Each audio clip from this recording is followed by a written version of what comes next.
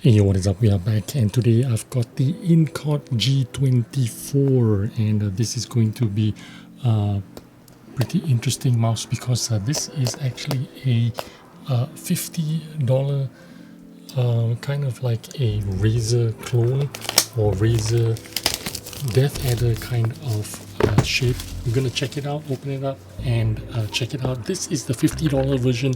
There is a $76 version.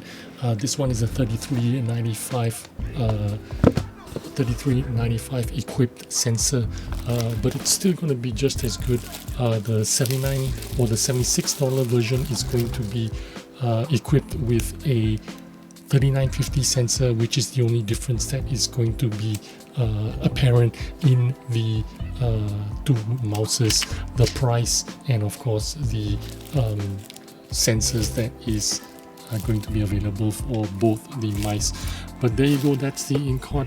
This is also hot-swappable. Now I'm going to remove the box because there's really nothing much in there except for, you know, your usual. Maybe you might get extra skates, maybe you might get, you know, you get the wire or some shit like that. But the interesting part about this mouse is going to be, of course, always going to be the hot swappable capability. This is a pretty thick boy, if I'm not. It is just a smidgen smaller than the original Death Adder. This is the Death Adder Elite, pretty old one. It is large, it is big for a big hand, and the Incott G24 is kind of like a slightly bigger than the Razer Hyperspeed. So this is actually in between the Hyperspeed and the Death Adder Elite. In fact, the Death Adder Elite has higher triggers. This has slightly lower triggers, but not as low as the Razer Hyperspeed. Let's get this out of the way. So we are talking about a mouse that is on the larger side. Of course, the interesting part is of the Incotts are the removable switches. Removable switches, I mean hot swappable switches. They're pretty easy to take out. You just lift them here and it comes out. I'm just going to take out one for the purpose of demonstration to show you how easy it is. Try not to pull or tug on it too hard because the wire is pretty short in there. If you pull too hard, you might rip out the wire accidentally, and you don't want to do that.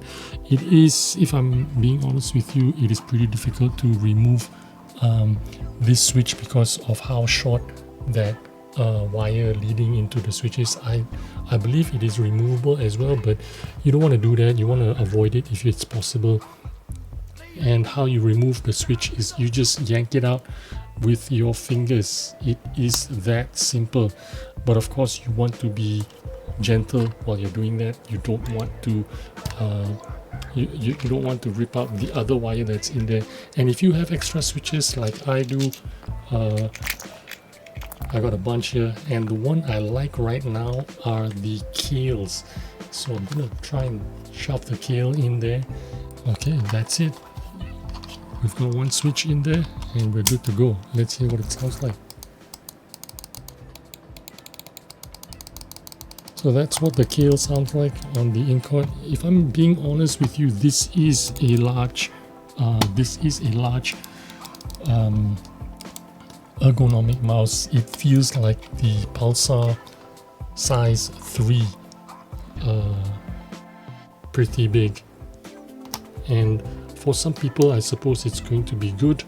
It is very good for my hand, in particular a 21x12 hand. I'm going to put back the green shell, white dots. That is the stock switch. There's nothing wrong with this switch, but it is not my favorite kind. I would rather have a Kale or a Huano blue shell pink dot, or the Huano purple, transparent purple. Let me give you a sound test with the stock switches first, and then I'll switch out to other switches and give you some other kind of feel.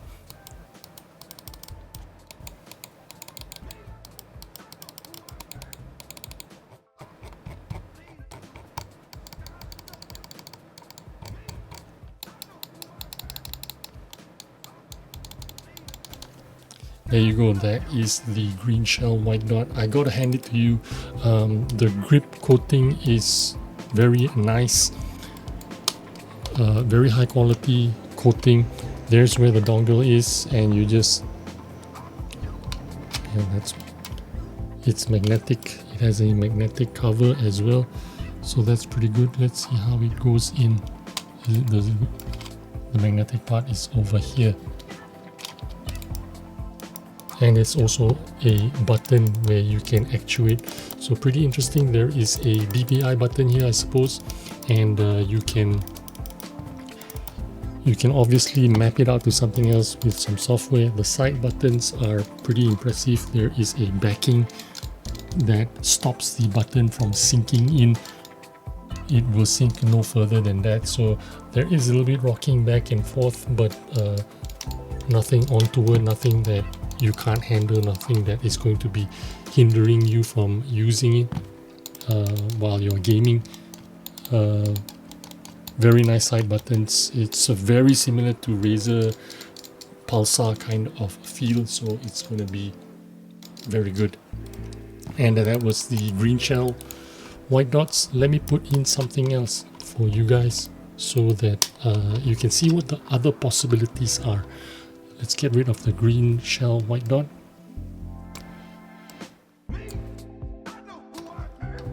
And we'll put in the blue shell pink dots, which are a lot of people's favorites, so makes sense to try that one out first. Stick that back in there. Look how easy it is to switch out the to change the switches. Just yank it out. The only issue I have is because I have, because the switches are very slippery on the sides, it's a little bit challenging to get a nice firm grip on it. Maybe they should make it matte or textured, make the switches textured so that they're easier to get a grip on and replace. I do want to talk about the PTFE feed, but hang on, let's do the sound test for the pink shell, blue shell pink dots.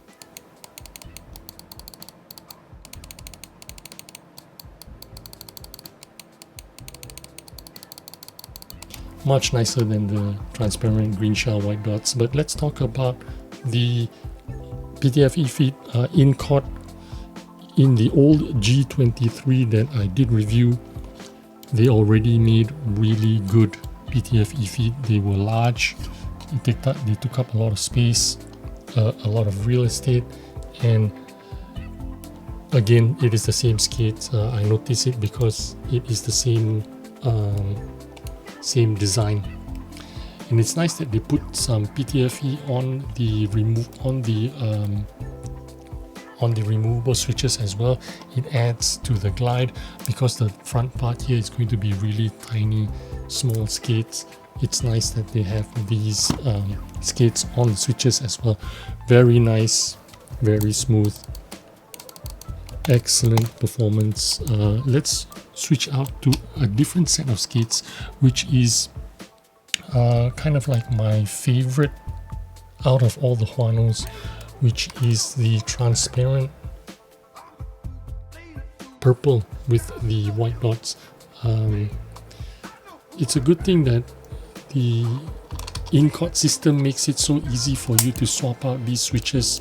It makes doing a demo for you like this pretty easy, and all you need to do is just pull it out, yank it out, put it back in. Now obviously you want to be a little bit careful. You don't want to be rushing this or hot swapping this all the time. The reason why I'm doing it pretty easily and quickly is because I've done this a lot of times. I've had a lot of, well, I didn't have a lot, but I have had a couple of Incott mice that have hot swappable feet, and I know how to do this pretty efficiently and quick. And these are the purple shell, transparent purple white dots.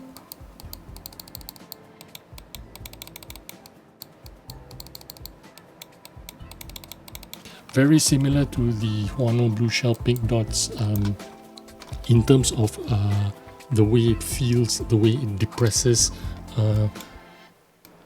If you use this instead of the green shell white dots, you will immediately feel a noticeable difference. Not so much of a difference when you are comparing it with the Huano Blue Shell Pink Dots, because they're just that nice. The green shell white dots are a little bit harsher, they're a little bit more tactile, a little bit louder. So you can hear, well, maybe you can't hear it, it doesn't pick up on the mic so much, but right in front of you, you can feel it. The green shell white dot feels a little bit more mechanical. I mean, they're all mechanical, but it feels a little bit more tactile, while the purple shell white dots and the blue shell pink dots, they feel a little bit more smoother, a little bit, just a smidgen quieter is how I would describe it. Now let's put back the original green shell white dots, and on the right mouse button, and we're back to stock configuration, and I can feel it immediately. This is a pretty nice mouse, pretty nice shape. For 50 bucks, this is an excellent deal. For 76 bucks with the 3950, I don't think you need it. If you really need 8K, if you really need high polling rates, yeah, maybe it might be worth it for you. But for me, the good deal is the $33.95 for the $50 price range. This is half the price of, more than half the price of a Paro or Pulsar. Really good deal, and it is not lacking in quality. It is not a step down. It is not a worse mouse. It is an equal mouse to a Pulsar or a Lamzu Paro. Now, as I was saying, this is an excellent value for 50 bucks. Get the $33.95 1K polling. That's all you really need. If you do need a $39.50 8K, sure, by all means go for the $76 version. It's still a lot cheaper than a Death Adder Hyperspeed. It is much cheaper than a Pulsar X-Lite V3 size 3. It is much cheaper than a Death Adder full size. It is much cheaper than a Lamzu Paro. All for 50 bucks, you can get a very high performing mouse that is not lacking in terms of quality and performance compared to the bigger boys with the higher price tags. This is a very good deal. You're getting nice coating, you're getting a nice shell with no flecks or creaks. You're getting nice button mechanical actuations, which is hot swappable, that other mice are not offering. You're getting a very good deal. The only thing that might be a downside is the weight, and that's because the weight is slated to be 67 grams. We're going to weigh it now for you, 68.7 grams. This is on the heavier side, but it is a big mouse, so you don't really feel it when it's in your hand. But I must say, most mice nowadays are in the 50, sub 50 grams, even for big ergos like this. So if you don't mind a slightly heavier mouse at 67 grams, this is the Incott G24 Ergo is representing a very good value for money high performance mouse. And I'm saying high performance because I've dealt with Incott mice before. They are extremely good. The skates are made like the skates are perfect. You don't need to do anything to them, just use them the way they are. Plug and play, all good to go. If you don't need $39.50, stick with the $33.95 for 50 bucks. Absolute bargain. I hope you enjoyed this video and took some useful information. I'll see you on the next one. Bye bye.